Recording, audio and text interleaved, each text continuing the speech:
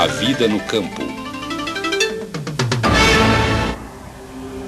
Na Lua, um astronauta é protegido do ambiente hostil por uma roupa espacial projetada cuidadosamente. Ele não precisa se preocupar com o vácuo no espaço ou com as temperaturas extremas da Lua. Mas existe outra ameaça invisível que poderia lhe causar danos: a exposição à radiação de partículas carregadas que fluem para o espaço partindo do Sol. Chamamos esse fluxo de matéria contínuo de vento solar.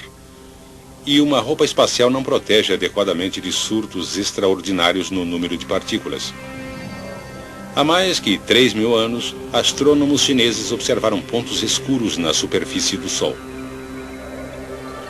Hoje sabemos que esses pontos são de fato zonas de intensa atividade magnética. Manchas solares como esta geram outras atividades solares como labaredas e protuberâncias, penachos escaldantes de gás brilhante que às vezes chegam a mais de 150.000 quilômetros acima da superfície do Sol, ou 12 vezes o diâmetro da Terra. Cada erupção solar maciça impele um surto adicional de partículas carregadas para o espaço. Como partículas individuais levam até 2 dias para alcançar a Terra, um aumento no número de manchas e labaredas solares serve de sinal para os cientistas de que o vento solar vai se intensificar, tornando-se uma torrente de radiação mortal em nossa direção. Felizmente para toda a vida na Terra, o campo magnético que envolve nosso planeta nos protege desse perigo. Como? Lembre-se que um condutor levando cargas em movimento dentro de um campo magnético experimenta uma força que é perpendicular tanto ao campo quanto ao movimento das cargas. Essa força também estará presente esteja a carga se movimentando através de um condutor metálico ou livremente no espaço. Cada partícula carregada em movimento tem seu próprio campo magnético. O campo circular de uma partícula negativa é nesse sentido, fazendo com que os dois campos se reforcem aqui. O princípio do motor diz que essa repulsão empurra a partícula negativa para a esquerda. Entretanto, o vento solar consiste de partículas carregadas, tanto negativamente como positivamente, e seus campos magnéticos têm sentidos opostos. As partículas positivas defletem para o outro lado.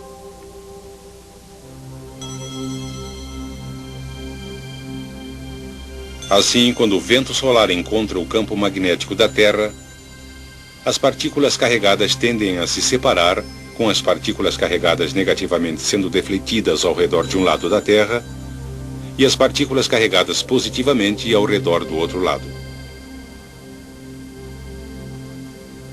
O resultado é que a maioria das partículas é defletida e nunca chega até a superfície.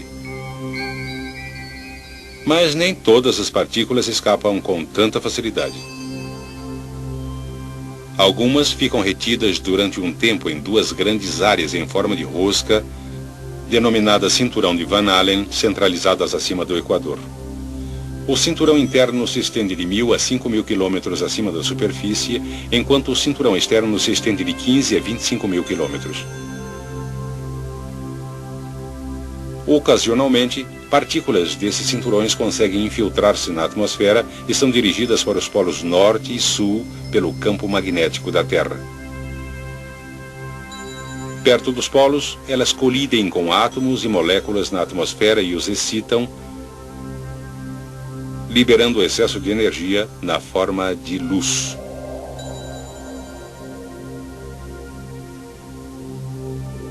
No norte, a luz pálida resultante é denominada aurora boreal ou luzes do norte.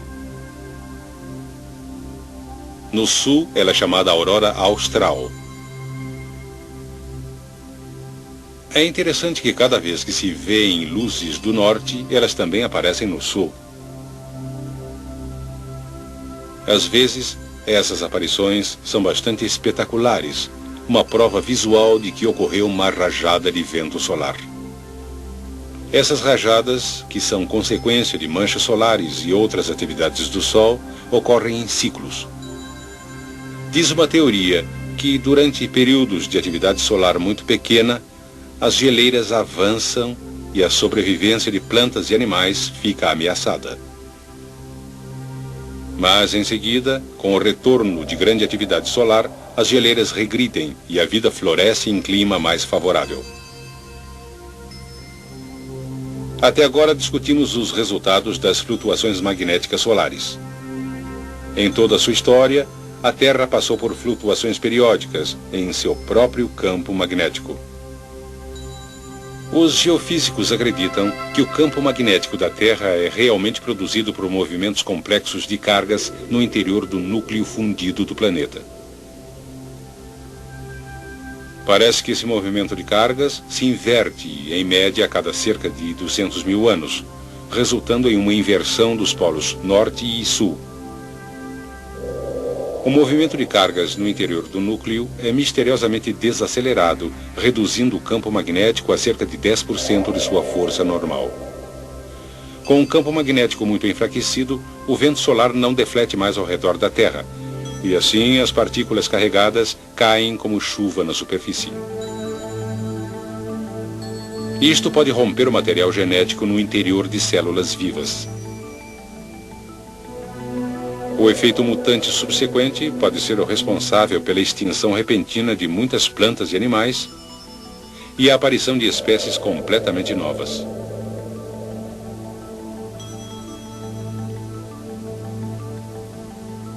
Então, o campo magnético enfraquecido se perde e retorna à máxima intensidade. Algumas poucas espécies realmente se desenvolveram com a capacidade extraordinária de tirar partido do campo magnético da Terra. Por exemplo, usam o Sol para a navegação.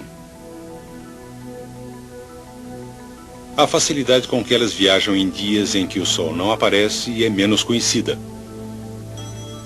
Entretanto, experiências em que pombas receberam protetores de orelhas contendo minúsculos ímãs mostraram que em dias nublados, quando não podiam depender do Sol para a navegação, elas logo se desorientaram.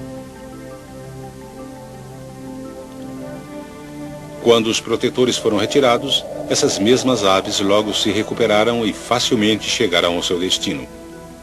O material magnético no cérebro da pomba permite de alguma forma que ela voe como se tivesse uma bússola na cabeça. Alguns micro-organismos também têm essa capacidade fascinante. Certos tipos de bactérias da lama, que vivem longe do Equador, aprenderam a usar o campo magnético inclinado da Terra para determinar o sentido ascendente e descendente.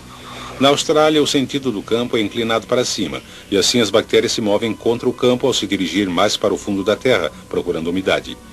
Quando essas bactérias são trazidas para o hemisfério norte, elas são enganadas pela inversão do sentido do campo magnético e se movem para cima, não para baixo. E isso as traz para a superfície, onde secam e morrem.